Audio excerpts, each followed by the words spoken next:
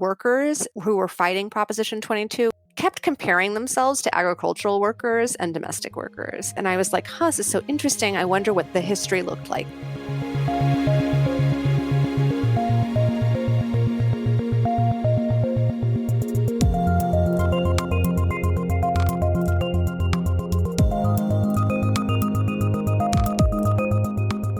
Hello and welcome to Tech Won't Save Us. I'm your host, Marx, and this week my guest is Veena Dubal. Veena is a professor of law at UC Hastings whose work looks at the historical context and the legal structures that define the gig economy. She was a vocal opponent of Proposition 22 in California, the ballot measure that was supported by the gig companies that restricted their workers to contractor status and limited their access to the rights, benefits, and protections that virtually any other worker in the economy would have.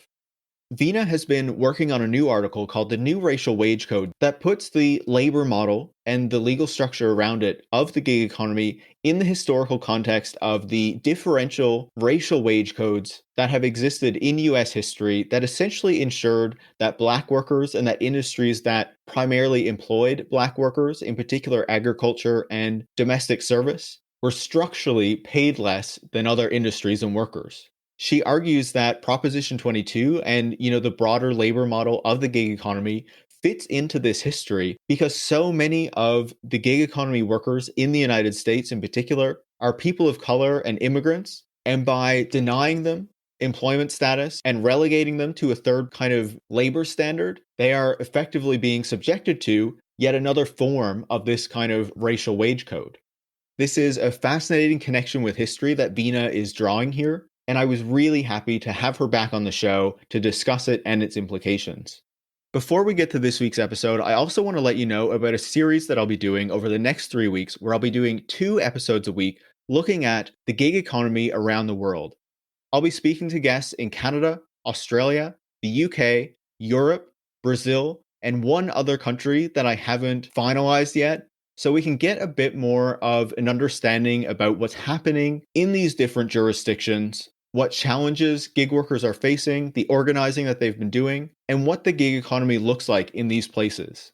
I'm really looking forward to exploring this with the different guests that are coming on the show, and I hope that you will enjoy it as well. So stay tuned for that, and that will be starting next week.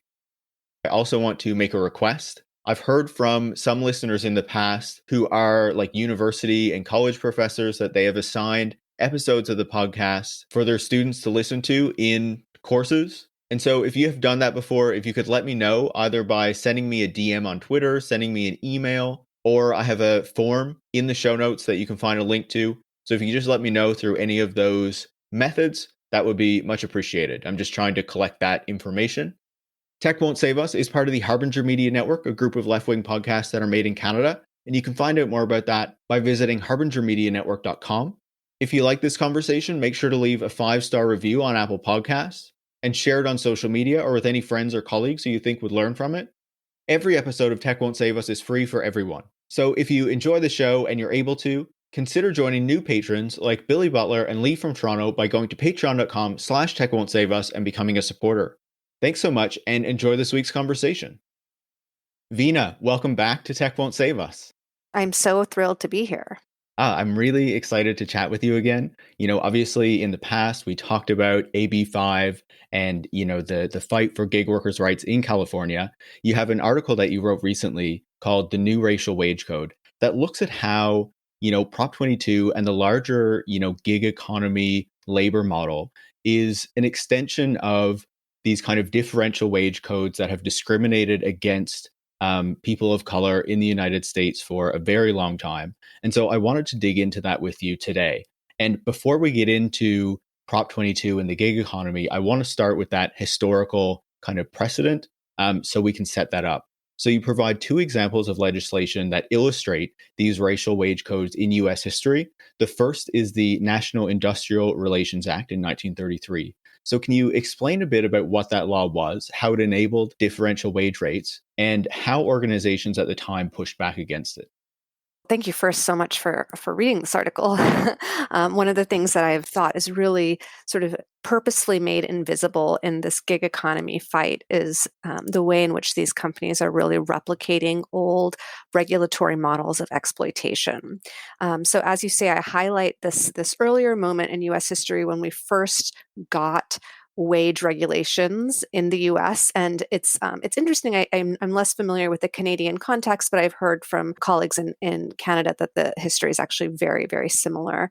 And so basically what happened in the middle of the New Gilded Age and the height of the Great Depression, you had this sort of unlikely coalition form under the Roosevelt administration willing to pass economic coordination measures, willing to pass regulatory measures to help bring agriculture, industry, and workers out from the Depression. And so the National Industrial Relations Act was passed in 1933, and it created the National Recovery Administration. And the National Recovery Administration was supposed to do a lot of different things, including create minimum wage regulations for different industries. And what ended up happening is that industrialists and the folks that historians call Dixiecrats, Southern Democrats, who represented the interests of plantation owners, really lobbied to get racial wage codes passed. So they tried to get laws passed that would maintain the existing boundaries of the racial hierarchy, legalizing lower wages for Black workers, and whole-scale work law exclusions for racialized sectors. And what ended up happening was that there were, really effective advocates in the Black community through the NAACP, the National Urban League, who formed the Joint Committee, who fought against these racial wage codes at the level of the NRA. And so they were never explicitly passed, but they ended up being passed de facto in these sort of facially neutral ways. So what happened essentially was that these industry-wide minimum wages were set, but in industries that were primarily Black, the wages were set at much lower rates, largely through arguments about how Black workers didn't need as much money. Black families could subsist on much less. And also through arguments that we really hear a lot today about disemployment, basically saying, look, if we put Black workers on the same level as white workers in terms of wages, then racist employers are just going to fire the Black workers and hire white workers, and millions of Black workers are going to lose their jobs. And so surprisingly, this notion of a racial wage code and even the de facto racial wage codes that were ultimately passed, there ended up being debate in the African American community. Sort of the debate that followed the intellectual dialectic between Booker T. Washington and W.E.B. Du Bois, decades earlier, about how, the Booker T. Washington sort of lineage of thought being like, we should accept kind of what we can get. And Black workers are going to lose their jobs if we don't accept the minimum wage regulations as they've been offered to us. And then you had the more W.E.B. Du Bois's lineage of thinking, which is that, this would ultimately result in unacceptable racial inequality. And so, we had these de facto wage codes that were passed by the National Recovery Administration on unrelated grounds. The National Recovery Administration was disbanded, and the NERO was found to be unconstitutional. And then, just a few months later, the Fair Labor Standards Act passed, and the Fair Labor Standards Act was the first federal law that set a federal minimum wage and overtime protections. And there was a wholesale exclusion of the workforces that were African American. So domestic workforces, domestic workers, and agricultural workers. And in the legislative history, there's much less discussion there about why, African American workforces were just excluded entirely. But it seemed to be a legacy that was left over from the debates under the National Recovery Administration. And the result is that, from 1938 and to some extent until today, although we can talk more about the details, these workforces that were primarily people of color were completely carved out of these protections, and as a result, economically subordinated by law. I try and offer this history, which is sort of, I think in some ways an esoteric history that many people are unaware of when they think of the New Deal, but then that is becoming very, very important today as we see similar kinds of efforts to implement a sub-minimum wage for a racial minority workforce, as we see these arguments coming to be. Yeah, I think that's a great description of that part of history, I guess. And I would say, personally, when I found the article, when I read the article, I was aware that this kind of thing happened, but I didn't know the specific history and what it looked like and how that played out.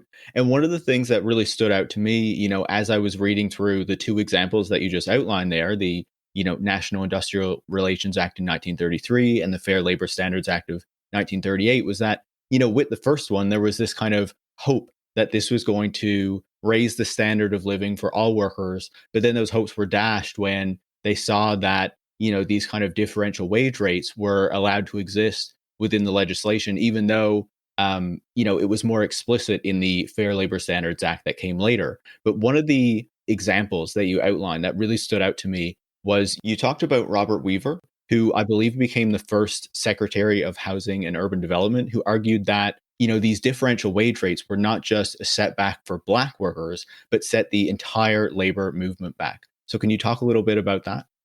Yeah, absolutely. And I want to say one thing before I get into that, which is really that this history, I was sort of compelled to look into it and the level at which I looked into it because workers who were fighting Proposition 22, which we'll talk about in a little bit, kept comparing themselves to agricultural workers and domestic workers, and kept saying, "Look, this is just like domestic workers and agricultural workers." And I was like, "Huh, this is so interesting. I wonder what the history looked like then." Sort of, we think about, this New Deal era as being a very different moment for race in America, but I was sort of interested in what happened. And I was struck by the similarities of the arguments made by the industrialists then, and the industrialists now. And I was also struck by how this was an actual arena of contention within the African American community.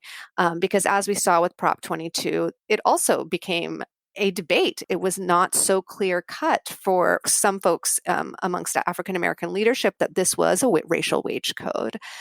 So I'm sure we'll get to that in a little bit, but I just wanted to highlight that.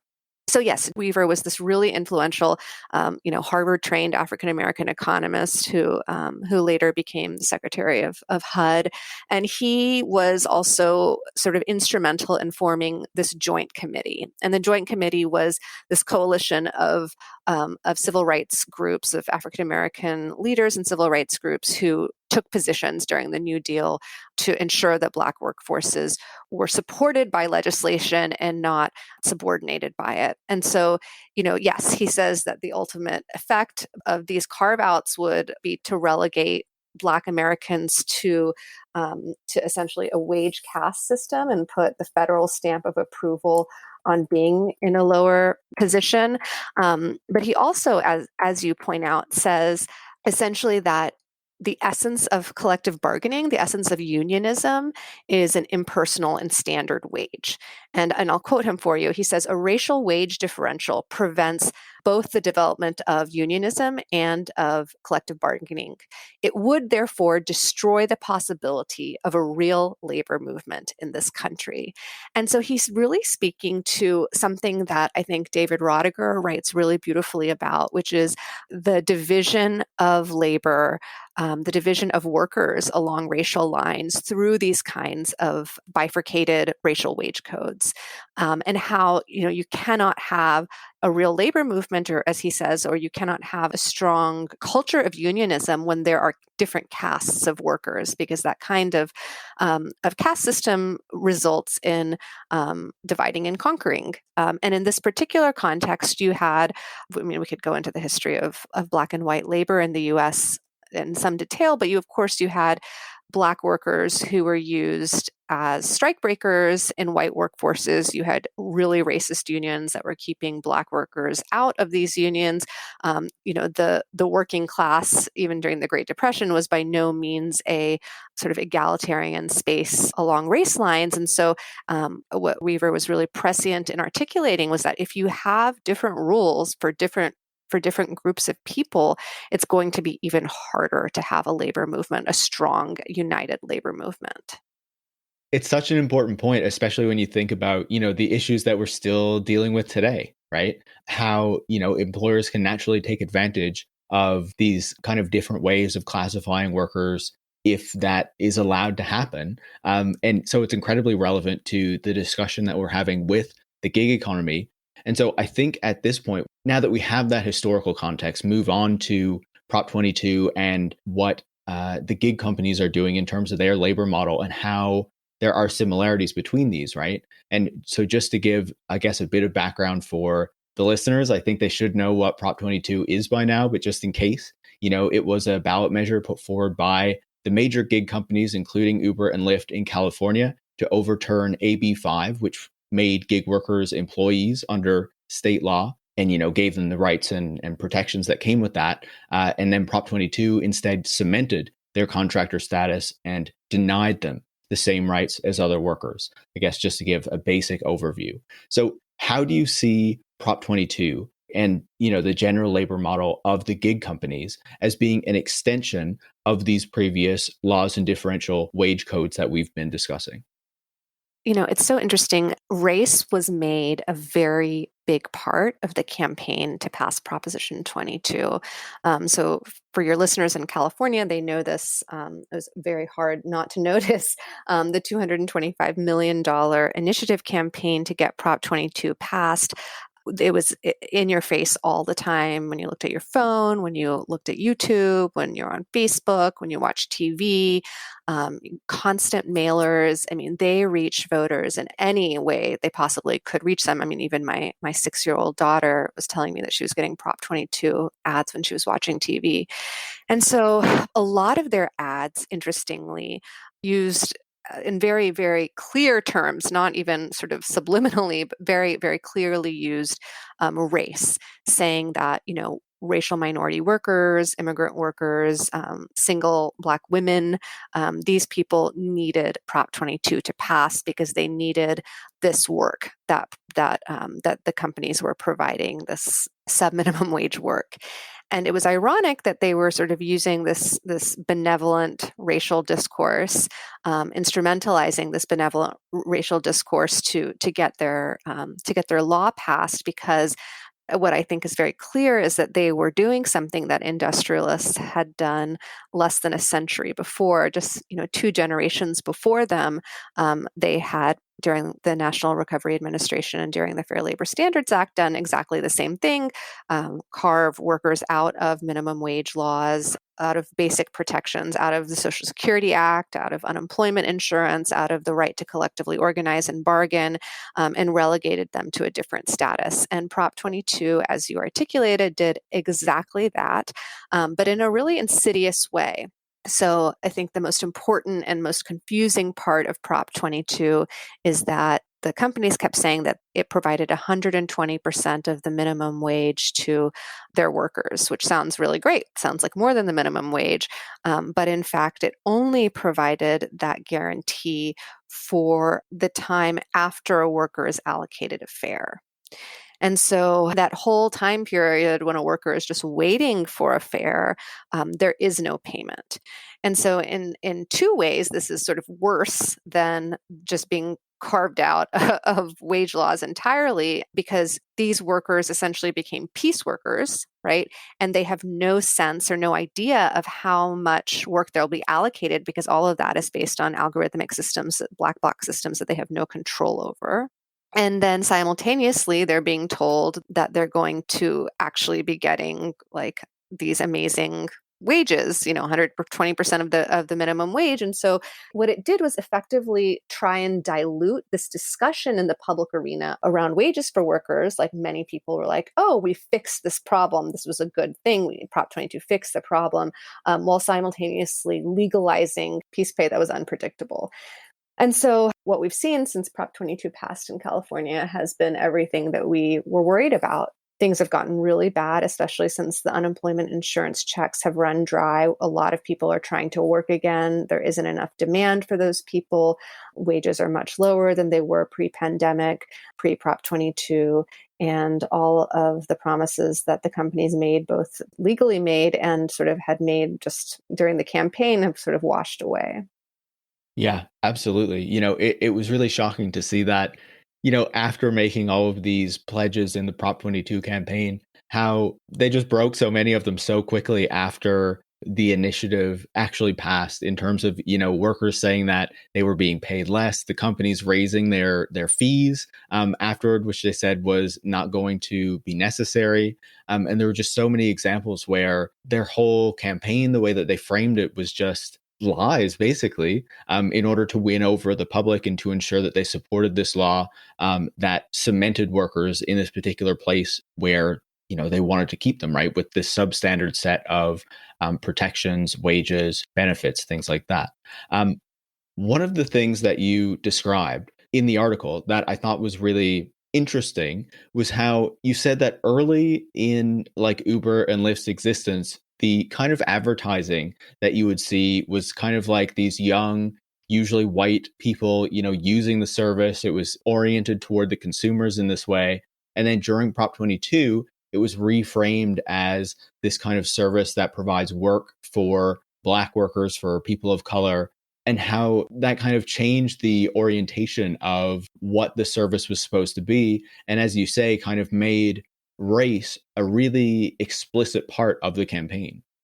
It might be hard for people to remember this, but it just so happens that I was studying the taxi industry just as Uber and Lyft were disrupting it in San Francisco, and I was struck that like a huge part of their marketing campaign to make people feel safe about getting in strangers' cars was to advertise really pretty white women in their images, as though it were really pretty white women that were going to be picking you up in your car. That was Lyft. And then Uber had images of like cool hipsters who were just like having a good time, not a care in the world. They were going to drive your body from point A to point B. And it wasn't even work for them. It was just kind of on their way. And I think that that was a really strategic and important marketing that was really rooted in racism. When people talk about the taxi industry, there's often sort of subtle racist observations or, attempts to describe immigrant men who are on their phones talking in foreign languages, who, I've heard things about how clean they are, or how not clean they are, or playing foreign music. And in order to distinguish themselves from the taxi industry and make people comfortable with their services, they were really, really using race to sell the work, to make it seem like you were going to be driven around by, a pretty white woman who was just like having a good time, or hip white guys who weren't even working, and it wouldn't be, the gruff immigrant taxi worker. And then, of course, no white people are going to be doing this work. Look, this is very much a racialized labor market. I mean, according to Lyft's own data, I think they say something like 70 to 76% of their workforce nationwide, all over the country, is actually immigrants and people of color. In urban areas like in San Francisco and LA, that number is much, much higher. It's almost a completely immigrant and racial minority workforce. And so, fast forward, I guess 2013 to 2020, fast forward 7 years, and instead of having ads with pretty white women, they had these ads with immigrant men and single African American women. And what I argue is that they really benefited from racializing their workers in campaign imagery and marketing and sort of claiming knowledge of and compassion towards these worker struggles. And I think it's important to note that this campaign was happening in the midst of the coronavirus pandemic. Transportation workers in California disproportionately died as a result of the occupational hazard of being exposed to people who had COVID. And again, that was mostly African American workers and Latino workers who were dying in this industry. And you also had the Black Lives Matters uprisings. So in the midst of this sort of racial reckoning, they were benefiting from the racialization or the racializing of their workforce and their campaign imagery and saying, these workers, they need the kind of freedom that our work provides them with. We are facilitating economic independence for racial minorities. All the ads featured these smiling Black and brown faces championing Prop 22. It was over the top and remarkable in many ways.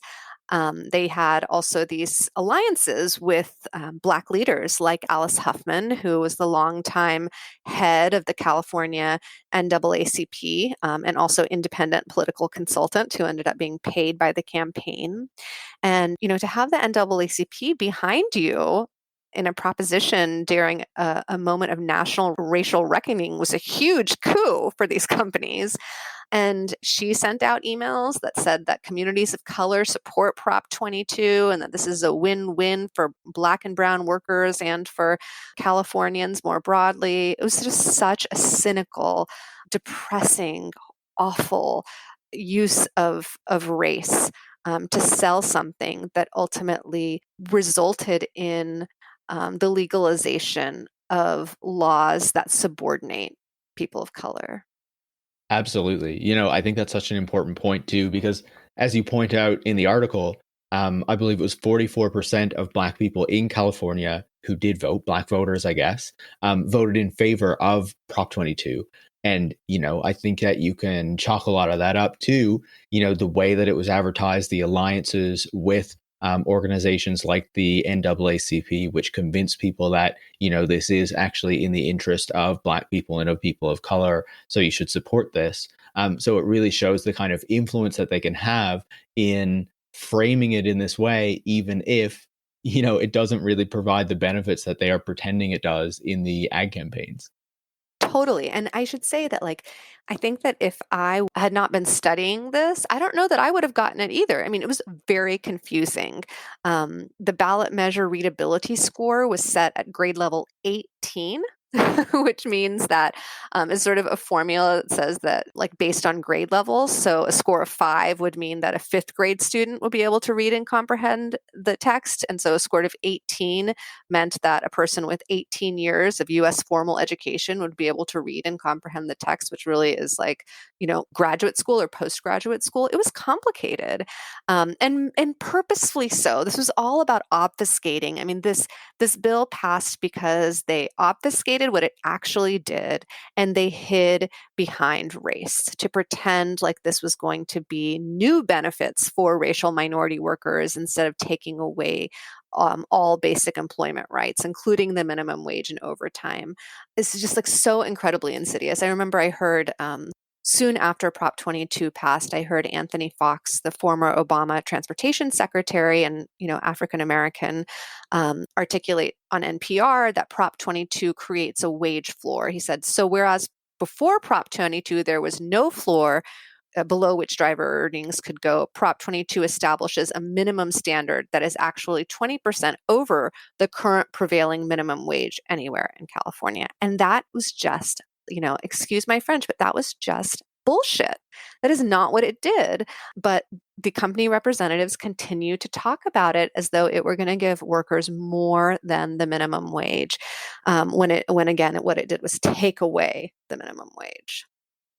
It's so shocking to hear you describe it, and even just thinking back to the whole campaign and how it played out, it's just so shocking to think about what they got away with.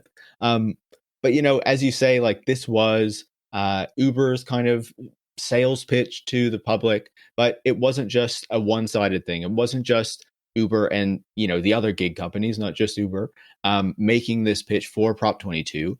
But as you discussed in the two historical examples, there was also an organized opposition to Prop 22 and to this broader gig model. And in California, that took the form of Rideshare Drivers United, as well as the larger No on Prop 22 campaign. So what stands out to you about these organizing efforts, and how do they describe how gig companies are treating them? I have to say that the workers who fought this measure, many of them were homeless. People were really struggling. They were not getting paid to fight this. Some of them actually stopped working for these companies to try and find other work, other types of work after the law was actually passed. But those people continued to organize with Rideshare Drivers United because they care so much about these issues. And I say all of that just to really underscore how in awe I am. I think that we sort of implicitly understand people doing things in their own interests. And I feel like a lot of the workers that I was observing weren't doing things in their own interests. They were really doing things in the interests of the collective. And I was so, so inspired by them. And again, it was their observations that even led me to make this historical connection and want to write this article.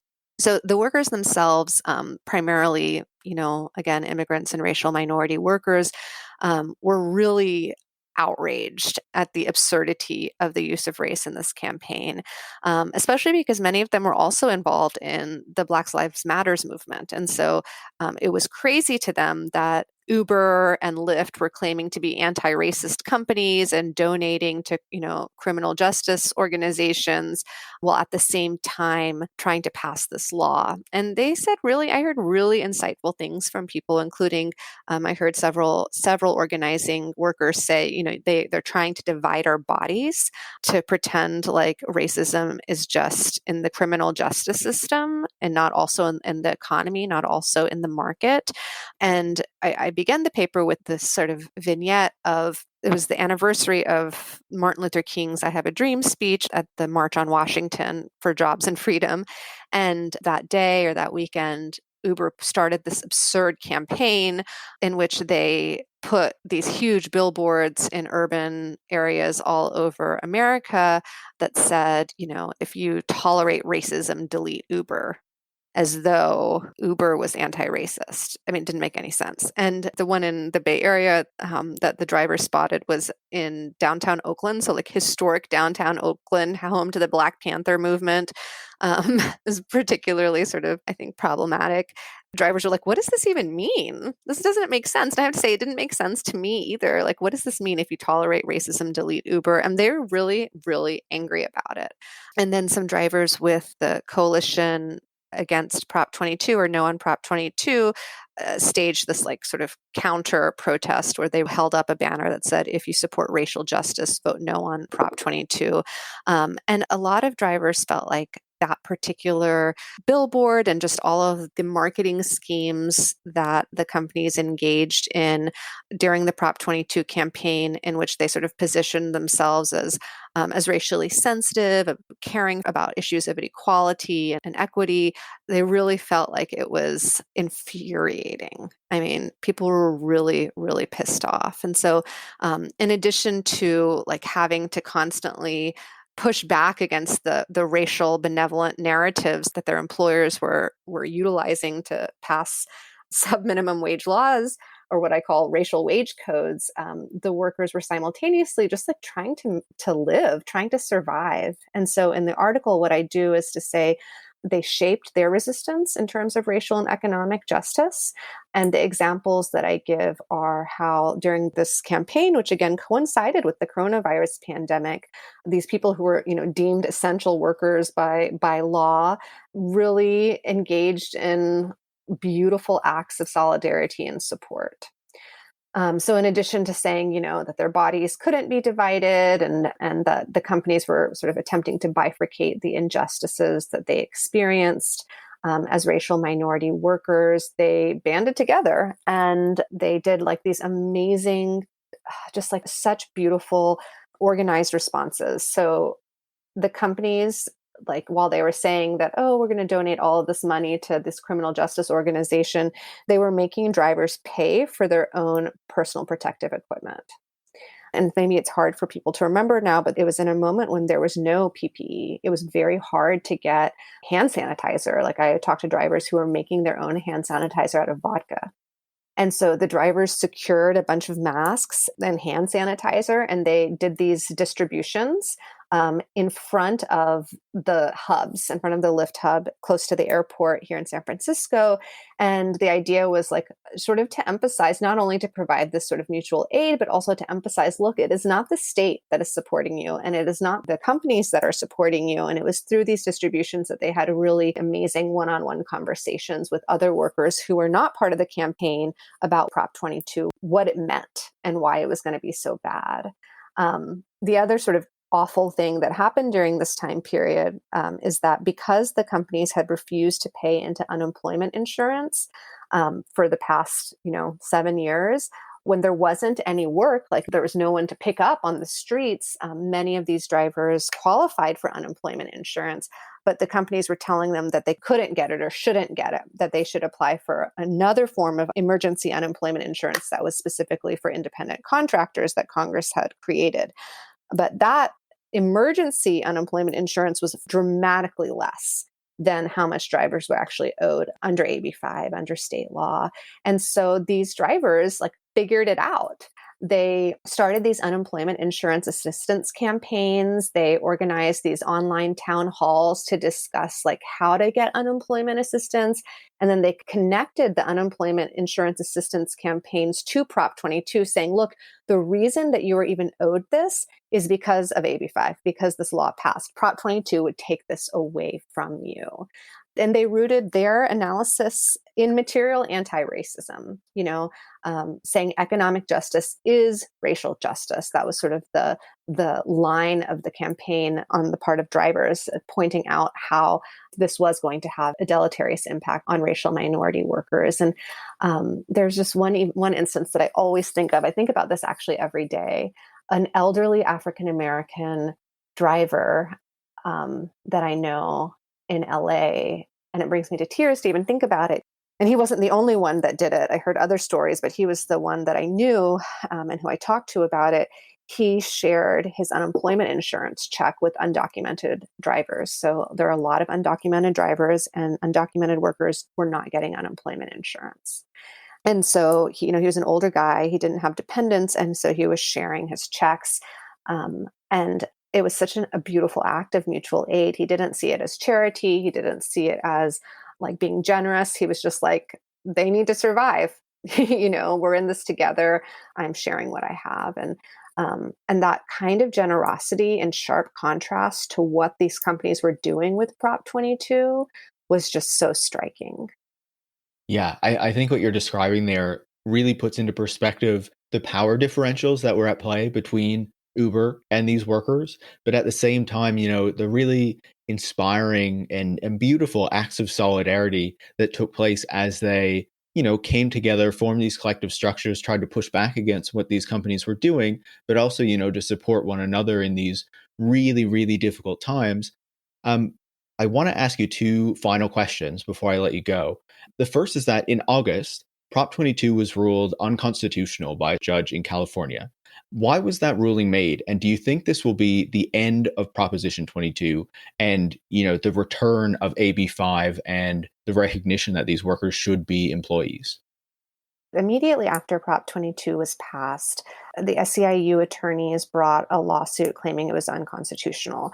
And the lawsuit was based on a number of different claims, but the ones that the lower court ultimately accepted, and this is a little bit complicated, so forgive me, they accepted that the part of the proposition that says that workers cannot basically form a union, or that the government of California cannot legislate to help the workers form a union, was not relevant to the way that the proposition described itself. So there's a rule, sort of an esoteric rule in California called the one subject rule, and propositions are not supposed to be too complicated and cover lots of different issues. And they said that this fell outside the boundaries of what the proposition itself said it was going to do, which was, make drivers independent contractors. So that part of the proposition was excised.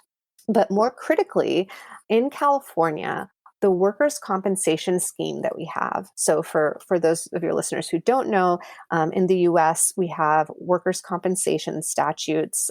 They're locally administered by state governments, and they provide a number of things, including disability health benefits, compensation if you're injured on the job for a long period of time, things like that. So this is actually a very important protection for workers in this industry because this is such an incredibly dangerous industry. The workers' compensation scheme was created through the California Constitution during the Gilded Age. So the reason that this was put into the California Constitution was specifically so that industry could not undermine it. And it was written because all of a sudden there were really awful accidents that were going up in workplaces as a result of both shifting transportation technologies as well as just the advent of Fordism, essentially. And so we have this workers' compensation scheme that's in the California Constitution. And the part of the proposition that made workers independent contractors also prevented the legislature from essentially providing a workers' compensation scheme to this workforce. And the court said that that was unconstitutional, again, because the Constitution gives the legislature the plenary power to create workers' compensation schemes. And so Judge Roche said this was unconstitutional and that this made the entire proposition unconstitutional, that this couldn't be excised from the proposition and the rest of it be left the way it was because this was a central part of the proposition. And so on these issues, the proposition was struck down. I don't know what the schedule is like for appeal. The companies have done something that's called an intervention.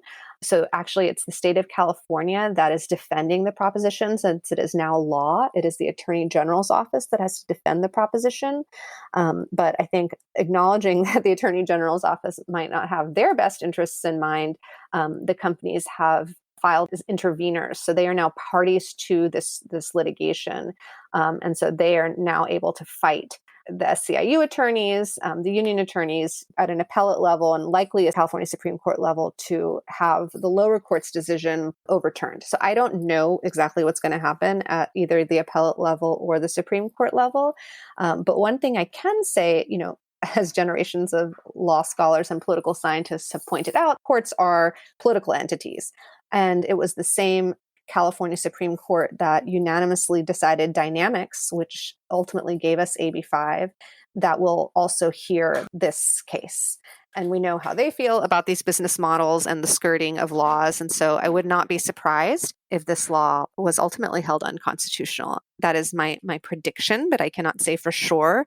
But it's not stopping these companies from replicating it all over the country. So they've already introduced a very similar initiative in Massachusetts, almost exactly like Prop 22. It's not going to face the same legal problems that Prop 22 faced because it's in an entirely different jurisdiction with a different constitution. So certainly the fight is not over. I think what you're describing there is so important. Like, obviously, it is a bit confusing, but hopefully, as you're describing, this will be the end of Proposition 22 after a bit more legal wrangling. But as a final question, another example that really stood out to me as I was reading the article was the recent passage of 6 bills granting new rights and protections to delivery couriers in New York City after sustained pressure by Los Deliveristas Unidos, who are, a group of gig workers who have organized, who are mainly migrant and immigrant workers. And so that seemed like a really good example as well of workers kind of pushing back against this kind of, wage code that you're describing that is kind of inherent to the gig work model. So as a final question, what do you make of this win by workers in New York City and the organizing that they've been doing? From what I can tell from afar, the Los Deliveristas Unidos are really an amazing force. I don't know very much about them. I follow the New York Taxi Workers Alliance work. I know that the Los Libreristas Unidos took a strong stance against the sectoral bargaining compromise that was proposed by the company union in New York City, the ironically named Independent Drivers Guild. And so I have good feelings about them and where they're going. And I think that a lot of the laws that they passed in New York City, with regard to access to bathrooms and, other essential protections, is just very, very important and very heartening. I was kind of concerned that getting these bills passed was going to sort of take the wind out of the wings of any sort of legislative energy towards meeting the other demands of the workforce. But I trust that they have, experienced advisors and see this as the first step and not the last. I do think that this is a workforce that very much needs basic employment rights. Like, they're the exact kind of workforce that employment rights were written for. And what, if anything, we need to be doing is growing the rights that workers have instead of limiting them. And so I'm eager to see the next steps. Absolutely. And I would say, I think that this kind of contribution to the discussion about gig work, about Proposition 22, and, especially how your kind of investigation into this was inspired by the workers, I think makes this incredibly important and incredibly relevant. Go check out the article. I'll include a link in the show notes. So Veena, thank you so much for taking the time to discuss this. I really appreciate it. Oh, it was my pleasure. Thank you, Paris, for having me. I look forward to many more conversations. Veena Dubal is a professor of law at UC Hastings. And if you want to read her article on the new racial wage code, you can find the link in the show notes. You can follow Veena on Twitter at Veena Dubal. You can follow me at Paris Marx, and you can follow the show at Tech Won't Save Us. Tech Won't Save Us is part of the Harbinger Media Network, and you can find out more about that at harbingermedianetwork.com. If you want to support the work that goes into making the show every week, you can go to patreon.com/techwon'tsaveus and become a supporter. Thanks for listening.